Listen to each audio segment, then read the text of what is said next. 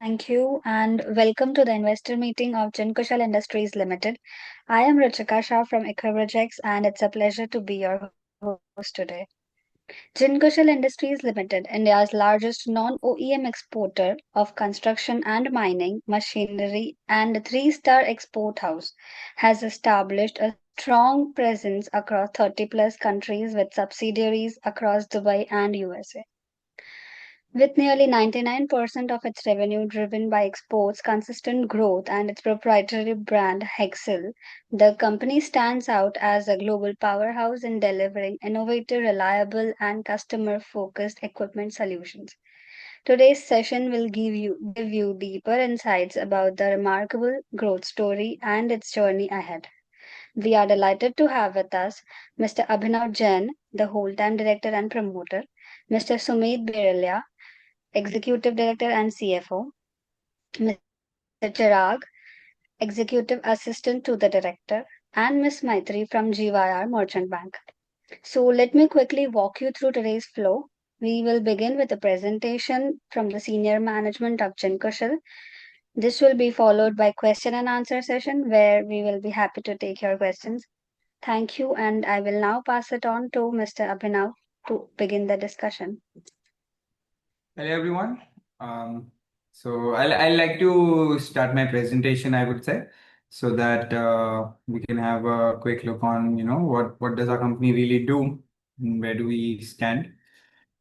So just to give you guys a brief introduction about our company, we are a Raipur-based family business, and now we have become a global powerhouse from a Raipur-based family business to offices in 3 countries, including Dubai and the US. We are a three-star export house and we are the largest non-OEM construction equipment exporters from India. That's a little bit about ourselves, and I think let's start with the presentation quickly so that we can have more time for the Q&A. All right, I've tried to share my screen. I hope everyone can see that. Yes. Okay, great.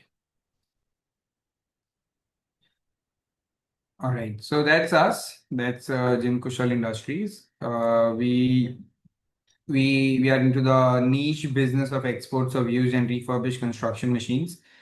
From the photo, as you just let me 1 second. Let me zoom this.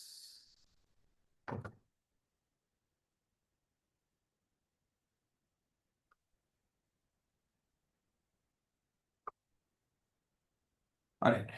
So yeah, from the photo itself over here, you can see the kind of products that we really deal in. These are apparently looking like brand new machines, but on the contrary, these are refurbished and used machines that we have refurbished, and these hold high value and high ticket size, running into multiple crores. So that's what Jinkushal Industries is all about. Over here, there's a general disclaimer, and we can move on. That's about us. That's our directors, the 3 directors, and that's my father and our chairman and managing director, Mr. Anil Kumar Jain. He's our guiding light and the vision behind the entire growth journey of our company and whatnot. Yeah, he holds a mechanical engineering diploma and he has 37 plus years of rich experience in construction and mining equipment industry. That's myself. I'm the whole-time director and promoter of the company as well.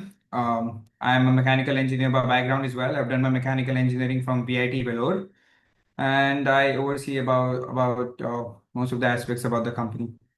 That's our CFO and executive director, Sumit Kumar Barelia. He's a chartered accountant by qualification, and he oversees accounts and finance operations.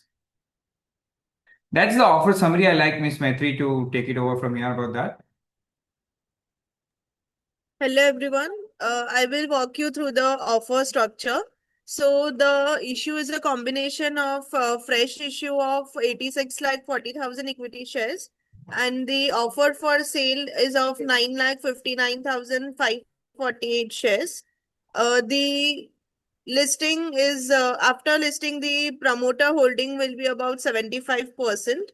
The object of the issue is working capital, which is about 72.67 CR. The IPO is 100% book built, and the price band which is fixed is rupees 115 to 121 per equity share. The bid lot is of 120 equity shares. The anchor date is of 24th September, and the issue is opening on 25th of September. We close on 29th September, which is Monday. The allotment and the basis will be decided on 30th September, and the refund credit will be processed on 1st of October, and we are proposed to commence trading on the 3rd of October. Thank you. All right. Thank you, Maitriji. All right, she gave a good information about the timeline and details of IPO. So here's again another slide about the index of the overall presentation. The important photos over here, I would say, is these parts, as you can see, which are dismantled, and after that, the final products become like this after we refurbish and reuse them. So these are the key highlights of our company. We are the largest exporter of construction equipment in the non-OEM category as per CareEdge reports. We have a 73% 5-year revenue CAGR, and we serve in more than 30 plus countries. We have a 6.9% market share in the exports of non-OEM construction equipment category. We have 3 global offices, one in India, one in Dubai, one in the US. And we are a 3-star export house. We have exported more than 1,500 plus machines in the last 6, 7 years from 2017. We have 90 plus employees on our payroll and additional on contractual basis. We are in the niche business of contributing towards recycle, reuse, refurbish, basically RRR or sustainable economy and sustainable businesses with lower carbon footprints. We own our own refurbishment center, which is about 30,000 square feet warehouse in Raipur, Chhattisgarh. We have more than 220 plus odd suppliers, which are uni B2B suppliers, and it's a testament that we have so much supply penetration in India and abroad in so many unique suppliers. We have a diversified product portfolio, which we will see later on as we move on towards the slides. And we are a 50 plus years promoter family doing business in South Chhattisgarh. And my Dadaji basically started doing mining contracts in Chhattisgarh. And ever since, my family, my Dadaji's cousins, his brothers, my Papa's cousins, his brothers, my cousins, basically, all of them are doing something or the other related to machines. So that rich 5 decade of experience of the family as a whole gives us a lot of confidence in what we do. All right, this is something about JKIPL again. We are India's largest non-OEM exporter of construction machines. We are in the niche business of exports of refurbished, customized, and own brand sales of construction machines for different product verticals. Over here, you can see that's our own brand. You can see it's different from the regular yellow kind of machines. We have put some of the other logic and brain behind this. Over here, you can see we refurbish everything from start to bottom. Over here, you can see engine, hydraulic pump, transmission, every aspect is refurbished by us and sold. This is our premises. This is the end product machine that look like new and gives great value for customers. We retain complementary businesses of machine rentals and logistics warehousing and earn less than 1% of our revenue share from them. We work on an asset light model where we don't invest a lot of capex or fixed investment, and all we have is only working capital. So that adds to our growth contribution as well. Our vision is very clear. We are already the largest exporter of non-OEM construction machines in India, and we want to become the world's largest and most trusted one-stop destination for used and new construction machines. And at the same time, we're developing our own brand parallelly. And our brand is really customer focused, value driven. It's a reliable equipment which really solves procurement experiences and make them seamless for our customers. That's basically what our vision is. This is brief timeline about our company. In 2007, this company was originally incorporated. Our current promoters and the chairman and managing director, my father, took over the company in 2009. From 2009 till 2017, we did equipment leasing and contracting. In 2017, we started exports of used construction machines. In 2022, we crossed an annual export revenue of more than 100 crores. In 2023, we incorporated our own wholly owned subsidiary in Dubai, and we also received ET Top Exporter of the Year award. In 2024, we undertook a strategic acquisition through our Dubai subsidiary, and we earned the 3-star Export House Status Award from the DGFT Government of India. And we also launched our own brand of backhoe loaders, Hexel, which you can see over here. All right, these are basically the used machines that we buy and we refurbish and repair and everything, right? And over here, the important graph here is in 2024, it was $132 billion market. That is basically 10 lakh crores. Global used equipment अकेले का market है 10 lakh crore का in 2024, which is growing at 6.0% CAGR and growing to $177 billion, which is approximately 15-16 lakh crore. So that's a big number. Very good headroom in the market and very very good space for us to grow in, and we are proud that we are operating in such a niche sector with such a large addressable market. This is the growth outlook of backhoe loaders, new backhoe loaders basically. And even in 2019 to 2023, it grew at 5.3% CAGR during COVID period and multiple lockdowns and whatnot. So that's commendable that it's such a versatile machine that it has such good growth outlook. And this is Excel machine. इसमें आप देख सकते हैं कि कुछ ना कुछ तो दिमाग लगाया है हमने. We have put our brains, our logics, our engineering expertise, and we have really turned customer pain points to engineering solutions to provide to our customers. Over here you can see the demand. The reason why people buy used machine, first is lower carbon footprint, adds to the circular economy and sustainable environmental drives and usage economies. And cost advantage is always there. Everyone in the world wants to buy cheaper options available to reduce their cost and cost control. Digital platforms these days also drive the uptake. So these are some of the factors. These are our three business verticals. The first one being new customized machines of other brands, wherein we add value by enhancing little bit of accessories, attachments, etc., and value adding to the machines, and then making the machines tailor made exactly to the client's order or specifications, and then exporting them worldwide. And then we have used and refurbished machines vertical, and you can see over here we refurbish machines as good as new and export them worldwide.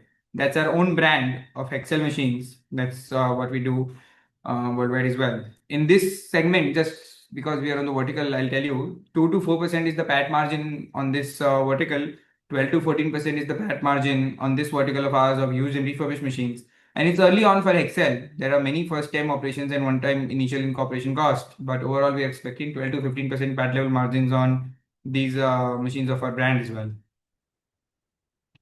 Over here, you can see about the logistics and supply chain processes. I've already told you we have 220 plus unique suppliers. That's a very big feat. And all of these are bulk, large volume suppliers, some of the largest infrastructure players in the country and the nation.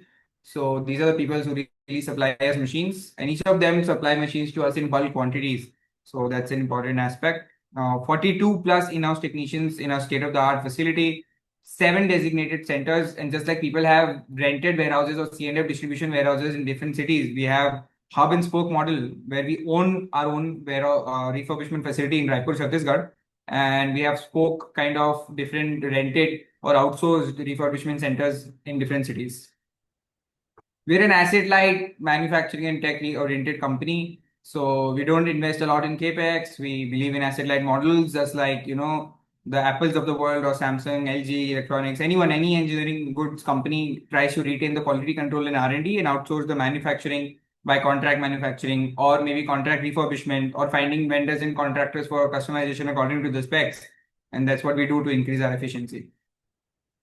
This is about our export footprint. We have more than 50 plus customers in a highly fragmented market, and these are all wholesale customers. These are B2B customers, and they will, on the contrary, sell these machines to the end customer in their time zone who speaks their language, and they are able to cater to them better in a B2C way. And we are the B2B suppliers over here, and we have 50 plus such wholesale customers who order in bulk and multiple machines every time.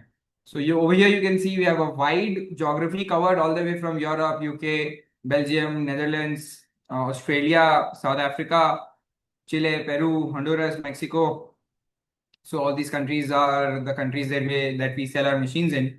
And in some period we may choose strategically to sell more in particular country and less in others. But historically we have had varying degree of sales in each countries depending on what decisions the management took to sell in those countries, and we have 30 plus such countries including all the 6 continents. This is a photo about the diversified product portfolio that we have, and we basically deal in all and every brand. It's a multi-brand concept which is very popular in overseas countries, about having multi-brand showrooms, etc., of cars or mobile phones or machines, etc. We are in continuous expansion stages, and we are doing R&D on electric machinery as well. And it's not even in prototype stage; it's just in R&D stage. So we just are making our brand and company future ready for when and as the time comes. So this slide is more about the diversified customer base we have and loyal customer base we have. Most of our clients have had relationships with us of more than 5 years with repeat orders, and that's why they have made us a three-star export house from India. And I believe trust is the most important aspect that we export from India and take responsibility of it. This is again our key strengths and competitive advantages. We are the number one, we are the market leader in this space in the non-EM exports of construction equipment, holding 6.9% market share. We are refurbishment pioneers, where even people didn't know or had heard about countries like Honduras, Ecuador, Peru. We started selling used refurbished machines over there. Diversified offerings in product portfolio, diversified supplier base, diversified customer base really adds to our strength. Vast supplier and partner network and age-old, decades-old experience of the management really adds on to the value and execution capabilities and robust strategy execution capabilities for us. This is again about experienced leadership team, 3 directors and 3 independent directors form our board. Yeah. All right. This is our future growth strategy. So what we want to do going forward is integration and diversification further of our supply chains by onboarding more vendors for procurement, refurbishment, customization, and contract manufacturing. We want to do sales volume growth by leveraging the global distribution of ours, which is an existing network ready for us to use and drive higher volumes in new and refurbishment sectors both. Efficiency enhancement and cost optimization is something that can really add value to our business as well, just like any other business with shorter inventory, turnaround times, etc. Product portfolio expansion, moving beyond the existing product lines of excavators, loaders, graders, bulldozers, and introduce new categories like electric construction machines, etc., is in the pipeline. And when and as the infrastructure develops and the time comes, we want our brand to be future ready with this R&D, etc., concluded for electric construction machines. We want to do increase our brand recognition and strengthen it because better brand recall can help us leverage better pricing power and also have better terms of payment. It's a very heavy capital intensive business with delivery times from Bombay to Dubai leading to 10 days on the ocean, Bombay to Europe leading about resulting in about 20 days, 25 days, and your Bombay to Mexico, South American countries takes about 60 to 90 days. That's a very large capex or not capex, working capital stuck time that we have to invest in working capital. And quite obviously, if you invest more in the working capital, the time frame increases, the PAT margin increases. That's the basic nature and economics of business. So we earn higher levels of PAT margins from South America for this particular reason. All right. I'll hand over the financial slides for quick overview to Mr. Sumit, our CFO. Hi, hello everyone. I'm happy to present our strong financial performance before you. Our revenues have grown from 233 CR in financial year 23 to 380 CR in financial year 25. Our profits have been doubled in last 2 years from 10 CR to 19.14 CR in financial year 2025. The chart you can here see the company's PAT has been increasing year on year. Next slide, please. So the profit margins have been also increasing. The EBITDA margin have increased from 6.29% to 7.52%. The PAT margins have been pretty good at 5.03%. You can see the chart for revenue, EBITDA, PAT, EBITDA percentage and PAT percentages. We really strive for healthy returns and capital efficiency. Our return on equity has been 28.30% and ROCE 18.39% in last year. Our debt equity ratio has been kept pretty low at 0.58. The company's return on net worth, net asset value has been presented in this slide. We really focus on asset-light model yielding high capital turnover and profitability. Here we can see the benchmarking with our peers. Among our 3 verticals which we are having, new, refurbished and the own brand Hexel, we do not have any particular apple-to-apple peer to match all the 3 segments combined, but matching a particular segment identically, we have presented here. Thank you. All right. Here's another photo with the Bendix on the kind of refurbishments that we do entirely. Here's further industry outlook and supporting data. Mechanization levels in every country is increasing demand of construction machines, urbanization, housing, engineering exports from India is being promoted. Capital goods industry is getting promoted with that as well. All these are some driving factors. Global infrastructure uptick and boom, and demand side. When the economies are in the fast cycle, they require a lot of new machines. When the economies are in slow cycle, they still require a lot of used machines because every country needs to build roads. They need to fill their potholes in the roads, and they need to build bridges, etc. So the demand for machines is always there.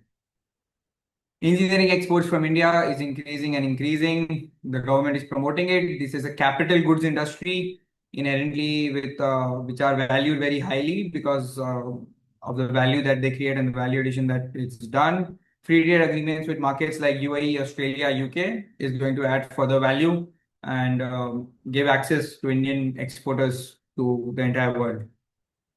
1 in 3 machines transacted in the Americas are used machines. In developing market, the share is also there. This basically gives an idea about what kind of things we are going to do in the future. So we at Jinkushal Industries also are very technologically aware, and we have used adoption of AI assisted operator insight features, etc. in our own brand.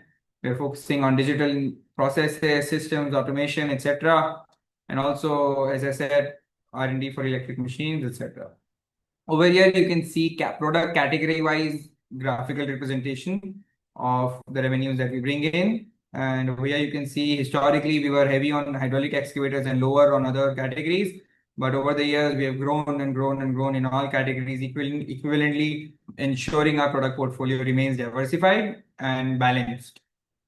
Over here, you can see the revenue vertical. As I said, around 60% by value is new machines. Around 35% by value is used machines. And you have to understand that for used machines, the inherent value is going to be lower even if the quantity is the same, the unit price. Around 3 to 4% is our own brand, Excel over here, and less than 1% is revenue from other sources. Again, that's a photo of the kind of refurbishment we do and the end product that we have. All right, I'll show you some photos of the end products. Then we can quickly jump to Q&A. These are the variety of machines that we deal in. Over here, it's our own brand. We offer customized solutions to our customers. Our head office and registered office, and basically the major yard is in Raipur, Chhattisgarh. We have partner yards across. And this is a slide about financials. We are a 99% export driven company. 5-year revenue CAGR being 73%, debt to equity is 0.5 times, 5-year times. That's some of our KPIs. Revenues, debt to equity, net assets, net asset value per share. All these ROE. That's how our balance sheet looks like. Bottom lines. Yeah, that's our P&L. Thank you. That's the last slide of the day, and I believe we can move on to the Q&A now. Thank you. Thank you for the detailed insights. We will now move to the question and answer session. Kindly use the raise hand option to share your questions, and our management will be pleased to respond.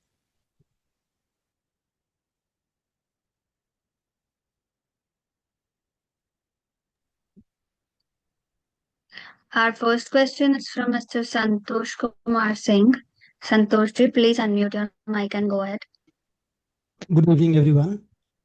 Thank you for the elaborate explanation about the business and all, Mr. Abhinav Jain. Thank you very much.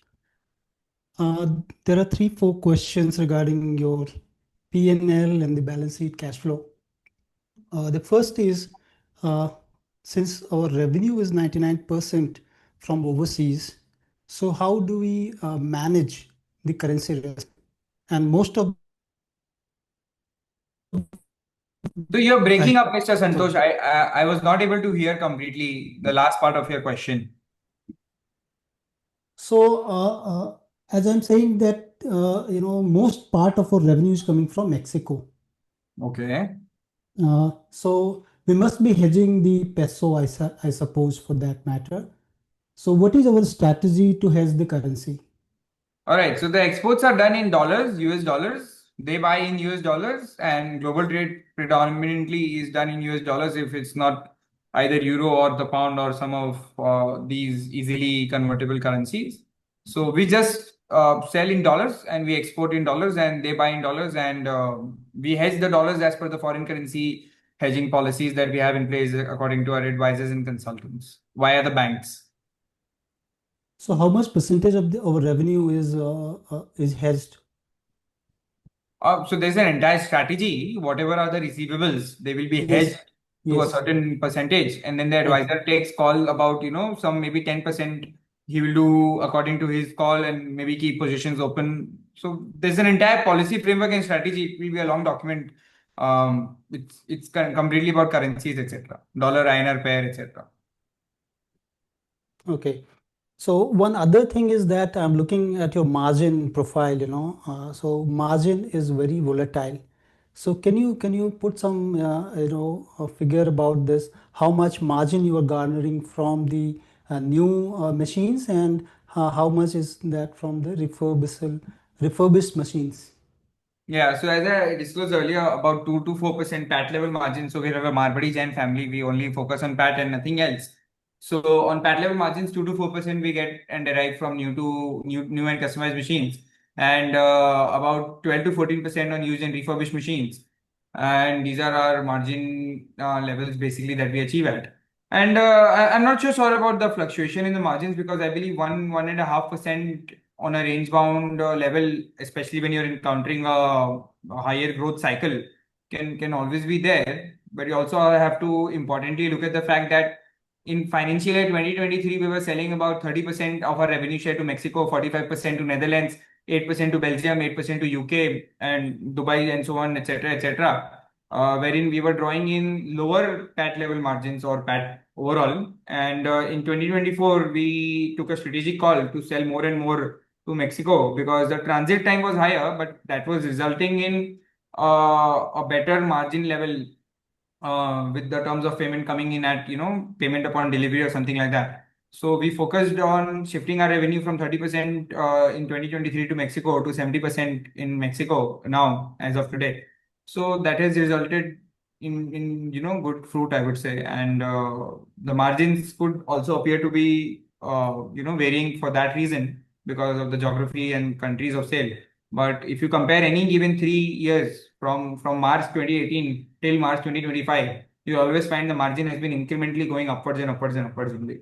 So we were at 10 crores of revenue in March 2018, and we are at 380 odd crores of revenue in March 2025. So that can tell you the obviously our 5 year CAGR is also of revenue 73. So we have been in the growth phase, and we are hoping to continue the same. And ultimately, as long as overall PATs are growing, we are happy. Okay, what we are doing regarding the risk diversification of our clients, because 85% of our client or revenue is coming from the top 10 clients. So it is creating certain kind of risk for the company. I believe as I disclosed earlier, we're a B2B customer, B2B, business. So in any B2B business, I believe you only have a limited number of wholesale buyers to whom which you sell again and again. So even the figure that you gave yourself, that we have top 10 customers contributing to 85% revenue, and then there are other additional customers, 15%, which are going beyond even top 10. So that itself, I believe, is a pretty good testament to the kind of diversification we have already achieved, and we're going to increase more and more, because, as mentioned in the earlier slides, we have 50 plus odd customers overall who may be small or big, but buy again and again from us. But we were working on a limited capital base so far, so we had to always choose. पैसा तो उतना ही है ना, so we have to choose कि उस पैसे को use करके मेक्सिको के कस्टमर को बेचें, या दुबई के कस्टमर को बेचें, या यूरोप के कस्टमर को बेचें, right? But when you have incremental working capital, which is the entire purpose of raising funds, then we can supply to everywhere, and then automatically the diversification is there. And even though I would consider the risk to be when 99 या 100% हमारा sales कोई एक ही जगह में हो जाए, then there would be a risk because आपने other channels को बंद कर दिया है. But we have always made it a point, margin कम हो ज़्यादा हो जैसा भी हो, we have always kept other sources of revenues alive, so that as and when we choose, उनको increase तो कर ही सकते हैं, because it's a very large market of global used equipment demand being around 1 lakh crore, 10 lakh crores or something like that. Now, the other question is from the other expenses part. I can see that company has a very little control over the other expenses in terms of the auction commission, logistic expenses, transportation expenses. They are very volatile in nature, and it is moving hayway in the last 3 years. So, can you put some light on it? So that again cannot be really viewed on an isolated basis unless you really see the product category, different product categories that we have exported. In one of the earlier slides that we had given, there was a product category graph, and if you could have seen earlier, we were selling a lot of excavators, and then the excavator graph was going down, and all the other categories were increasing. So by logic, these are very large construction machines, and from the photos you can see, एक machine ka size is bigger than our room. So they have very heavy transportation and logistics cost. So different machines will have different costs, and when we are shifting from selling more in one category of machines to diversifying and adding more product categories in our basket, so obviously the cost will vary according to that, and I believe it is very much analogous to that. And auction or exhibition commissions are basically like any industry, jewelry, whatever, electronics have exhibitions. Our industry also have auctions. So we participate in that. We're increasingly participating in that to increase our revenue share, our business and export business as well. So of course, that is the charge they take on the percentage of the commission of the sales. So that is increasing, and so basically that's another indicator regarding that, right? Okay, one from the balance sheet portion, what I am seeing that the company has invested around 30 crore in certain equity instrument, right? At the So same what is the time, exact figure? Is it 30 crores or 20 or whatever crores? something like that, 29 22 something in crore. financial year 2025. Yes, 22 in total, right? Yeah. right. So instead of we are at the one hand we are investing into the equities, and on the other hand we are borrowing for the market. So can you put some light on it? So this is management and prudent strategies, I would say, to manage our liquidity, excess liquidity or accruals efficiently. So as we earlier told, we don't really invest in heavy capex or long-term fixed investments, which will not be available to us when we want them. And we have export credit lines as form of borrowings because these are all short-term loans and no long-term loans or debt, etc. So that basically means that when we have a lot of extra profits and accruals, what will we do? We can't let them stay idle in the current account because उसमें तो कुछ मिलेगा नहीं, and ultimately that cost of capital will go to waste. So what we really do is we manage our excess liquidity in INR terms, invest them in mutual funds and liquid funds like that, and we take OD limits against that. So that जब तक वो use नहीं कर रहे हैं तब तक तो उसमें रिटर्न जो भी फिक्स्ड इनकम या जो भी है रिटर्न वो आएगा, एंड जिस दिन यूज करना है उसको as form of working capital. So it is also disclosed in our RHP. I believe you must have seen it for sure that we have OD limits against these investments, which basically हमारा पैसा हम use कर सकते हैं, and we make extra income on that arbitrage, I believe, the differential between the liquid funds income and the OD interest. Okay, last question is from the cash flow part. The cash flow generation is very bleak. Though we are growing at revenue level, and EBITDA level, you can say, but when turning to the cash flow is negative. Cash flow generation from operations becoming negative in last 2 years. So can you give a ballpark figure that in coming years whether we can see the company going into positive cash flow? So I believe as any company grows from a smaller scale to larger scale, this is how their cash flow statements may appear to be. And as you increase, and especially as I pointed out to the fact that deliveries to Mexico or South American countries take a lot of time. However, when we dispatch the machines from Raipur on day zero, the sales invoice gets booked because e-invoice, eBay bill, etc. procedures are there. So you need to first make the invoice, then dispatch the machine. It takes about 15 days from Raipur to Bombay. 15 days in Bombay for about custom clearance, port operations, handling all these things. Then another 10 to 15 days maybe for waiting for the vessel. That's your 40 days. when you still have the possession of the machine in India itself, it's not even on the vessel, and your balance sheet or P&L will show 40 days of receivables. And after that, it will take another 60 to 90 days to go to Mexico, where the shipment is still under your control. As we bear the freight, we control the bill of lading, and we control the entire shipment. So ultimately, you need to understand the date of difference between the dispatch and the date of difference between the delivery and the date of difference, date of billing and the difference between the three. So the balance sheet and books are only reflecting that. But as soon as the machines get delivered, that's when they can pay us. And because of the fact that we are bearing the entire investment of working capital during the transit time, we are getting more PAT margins. So I think it's a good strategy from our end to increase our PAT levels in this manner, still retaining the control of the shipment or the goods and just delivering the machine to them. However, on a purely numbers basis, without looking at the business, it may appear that way. But I don't. We are very comfortable with the cash flow statements that we have currently, and I think as we grow, they may look similar. They may go a little lower as well as our brand increases, and at times the management will have to take call on further extending these things as well. Thank you very much. Thank you. All the best. Thank you, Santosh. Thank you. Our next question is from Mr. Satyan Vadwa. Satyanji, please unmute your mic and go ahead with your question. Um, Hi, Abhinav. Could you share some thoughts on what the current order book looks like and where you see the sort of next 3 years of growth in terms of used and new machines?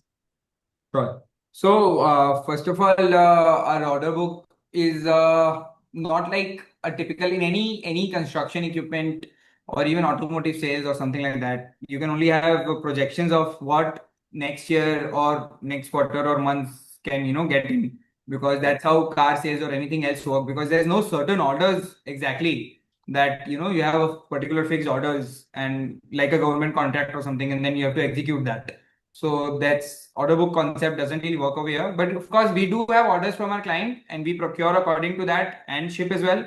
And at the same time, we stock and sell, and we have maintained some inventory and then sell machines to the customers according to our inventory as well, like push and pull both kind of sales strategy.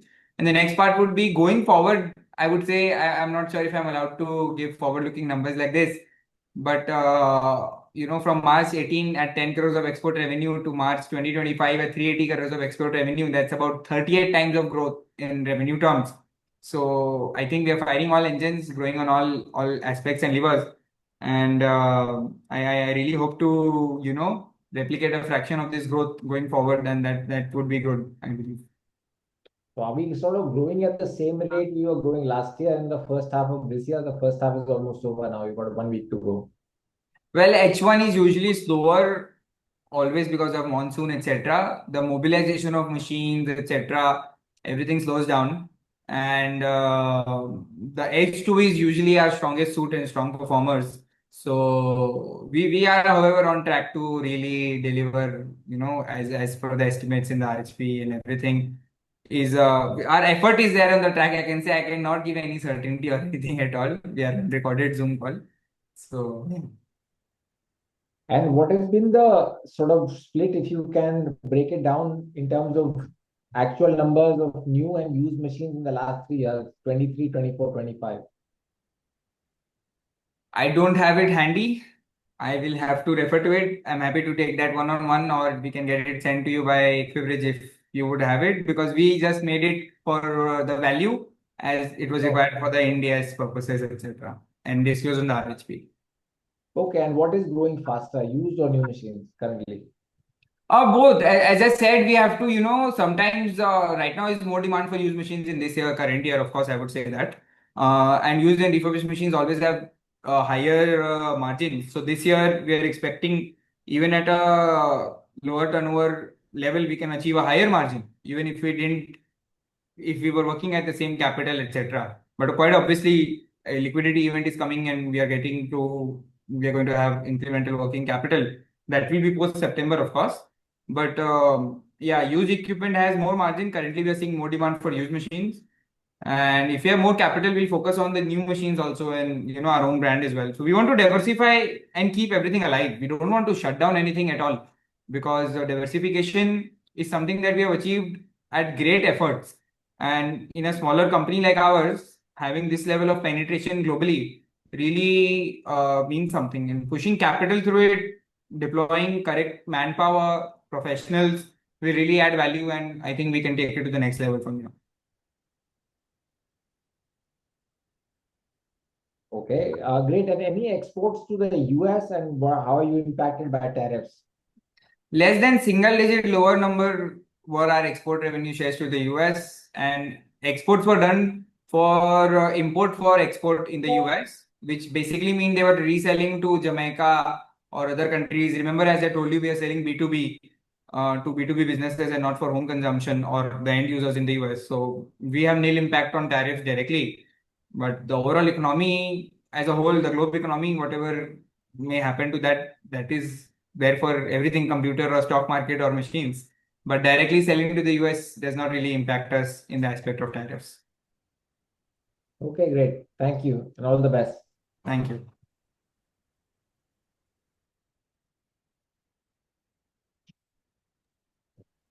Thank you. Our next question is from Mr. Mayank Agarwal. Mayank ji, please go ahead. Hi, Abhinav. Thanks Uh, for the wonderful presentation you have given. My first question is on the EBITDA margins. So I can see a sharp uptick in the EBITDA margins in FY24. I mean, any particular reason for that?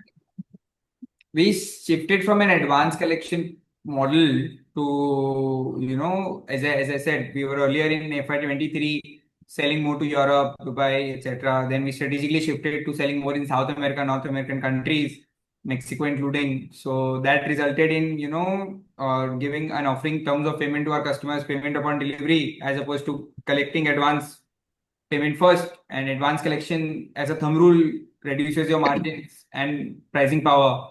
Collection of payment upon Right. delivery obviously increases your margins. So that is a direct result and factor of that. But then in FY25 also, I mean, the major contribution was from Mexico only. So the payment term would have been the same, right? But then in FY25, again, the EBITDA margin got normalized. So there was a major factor what happened. The difference between 24 and 25 was the exponent large increment in our turnover, as you can see, which basically Yeah, means we were moving around similar capital ही था ना, बहुत ज़्यादा तो increase नहीं हुआ था, तो we were doing more rotation. right. So which basically Okay, meant as simple as that we were collecting even in Mexico थोड़ा सा advance, which resulted okay. somewhat in the margins. Yeah. Understood. So the next question on the Hexel brand that we have launched in, I think, 24. So I believe 25 was the first year that we launched it in the market, and the revenue contribution was around 4%. I mean, how do we see it going forward? I mean, the kind of revenue contribution that we are expecting from our own brand. Well, of course, the whole purpose of brand launching and taking the efforts and pain to design a machine, a complicated engineering product like machine, is to bear good fruits on that. And I have a simple thumb rule which I tell to everyone in our company within that the target is we have more than 80 plus customers overall historically and about 50 plus active customers we have been selling to in the last three to 4 years, one or more machines, whatever. So converting just 50 customers and making them the distributors of Excel, and 50 into 20 is the Right. number I focus on. 50 into 20 is Mm-hmm. 1000. So 50 plus distributors in the next 3 years, if we achieve that, and about 20 machines selling to average annual sales to each customer will result in 50 into Mm-hmm. 20 is equal to 1000. 1000 machines annually. And Great. price point of each machine is about $45,000 each machine. So, Mm-hmm. that's about $45 million or more or less 350 400 crore का revenue that will add, which is zero Correct. right now, which is definitely our aim. काम तो उसी के लिए कर रहे हैं. If everything works, Right. then that's what our aim. Absolutely. So if that is the kind of number that we're able to achieve, so we'll definitely see an uptick in the EBITDA margins, and it would have the higher EBITDA as compared to the new machines that we sell, right? Over the period of time. So I think to scale a brand, you need a lot of marketing expenditure, multiple, kickback commission to the dealer and sales incentive target, etc. But any brand has a life cycle, and after a few years of establishment, that after maybe year 4 or 5 or 6, that's when they uptick. And suddenly exponential growth दिखता है कि यार 2-3 साल में कैसे कमा लिया। वो पुरानी मेहनत है Right. तो अब कमाते हैं। अभी भी हमारे साथ भी वही हो रहा है, Right. पहले के मार्जिन कम थे अब कमा रहे हैं क्योंकि नाम बन गया है, so the same. Right. Okay. So last question from my side. So I can see there is a, I mean, significant dip in the ROC. While I can see that there has been no significant capex, and as you mentioned that you work on a satellite model, so I could not understand the reason behind the dip in the ROC. So capital बढ़ते गया तो मतलब as as capital increases and मतलब denominator and numerator है, right? So denominator में capital है, तो if the capital is going on increasing the ROC will dip. And we had a Okay. Merger and acquisition process जिसमें asset combine होके बढ़ गए, so that's the reason I. So basically reserves हमारे बढ़ रहे हैं. So I mean, what is the exactly. plan to utilize that reserve? So reserve का तो हम कहीं ना कहीं capex पे या मतलब उसको expand करेंगे तभी हमारा expansion होगा profit का भी. So we're an asset-led company, not trying to do a lot of capex. One of the reasons that one gentleman asked earlier, mutual funds में, लिक्विड फंड में क्यों लगाते हैं, तो जो रिजर्व्स रहते हैं उसको कहीं Hmm. तो रखना है। So to put them to good use, we put them in liquid funds to have liquidity.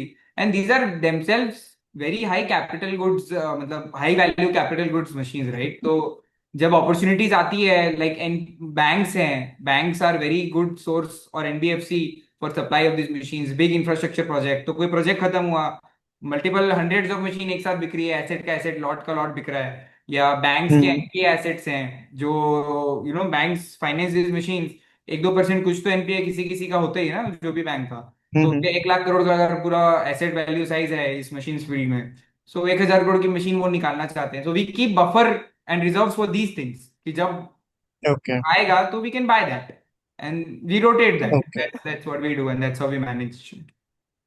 Right. Thanks. Thanks. Thank you. Thank you. Our next question is from Mr. Nirav Bhanushali.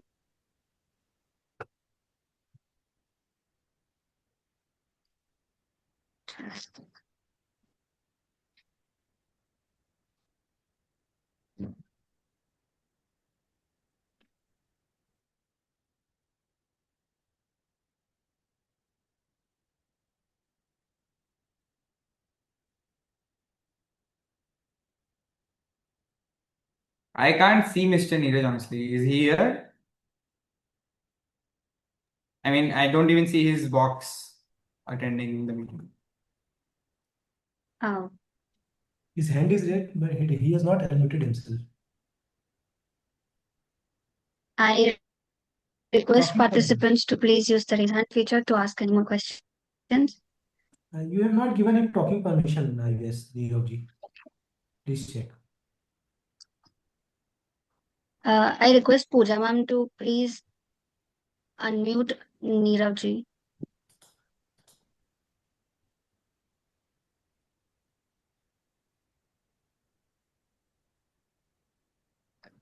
Pooja ji, kindly unmute Nirav ji. People can even use the chat box, I guess. Sorry, sir.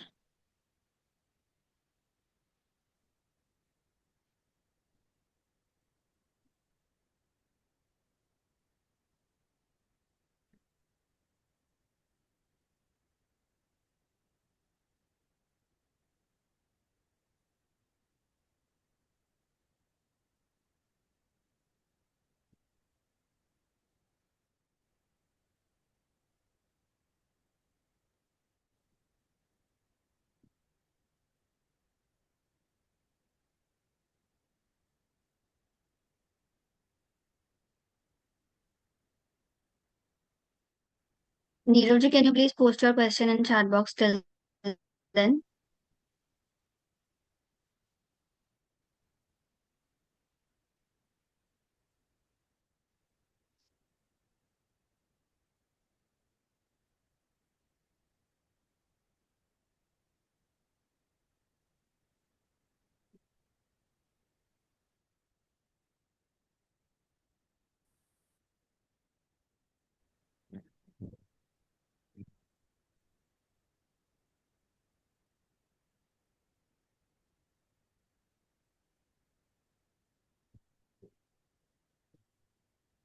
I request participants to please use the raise hand feature in case you have any more questions.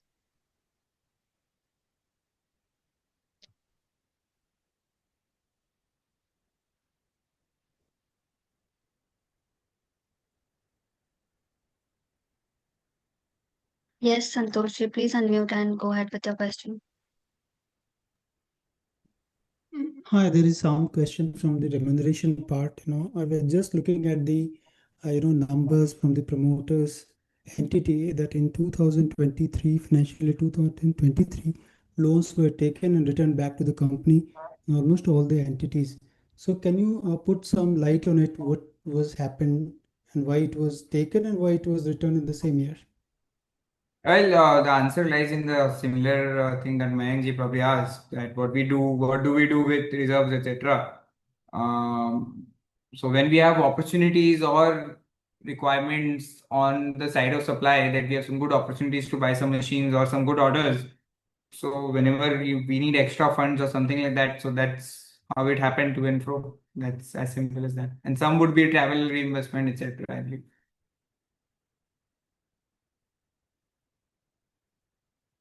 But as of now, I don't think Sumitji, in March 2025, I don't think there's any kind of such transaction. It's all वो nullified and financial year 23 में हुआ था. It was happened in financial year 23. must be The old. loan was given and again it was returned. And there was some, 22, there was 22, some, 23 maybe, right? yes, 23. And there was some, writing by your auditor. Some emphasis was laid on to that. And post that emphasis, I suppose that loan was returned to the company. If unknowingly we may have done that, we may have heeded to the comments of the auditor, and definitely in the past 2 years, I don't think we have any such activity reflecting in our books. So we may have corrected that for sure. I don't have the balance sheet or the comment right in front of me, but that's what it is. Okay, thank you. Thank you. And that brings us to the close of today's session. A big thank you to the management for their valuable insights and to all of you for your time and continued trust in Jinkushal Industries Limited. I'll now hand it over to Mr. Abhinav for their final remarks. Hello everyone. So the final remarks are just this, that so far with our great hard work, perseverance, I believe we have become the largest exporter in the space of non-OEM construction equipment exports from India. And I believe with the support of the entire industries and you guys, we hope to achieve our vision of becoming the world's largest single stop destination for use in new construction machines, and hope to make our country proud and earn foreign exchange revenue for our country more and more. Thank you. Thank you. Thank you all for joining. Thank you, everyone. Thank you. Thank you, Thank Equity. you. Thank you, everyone.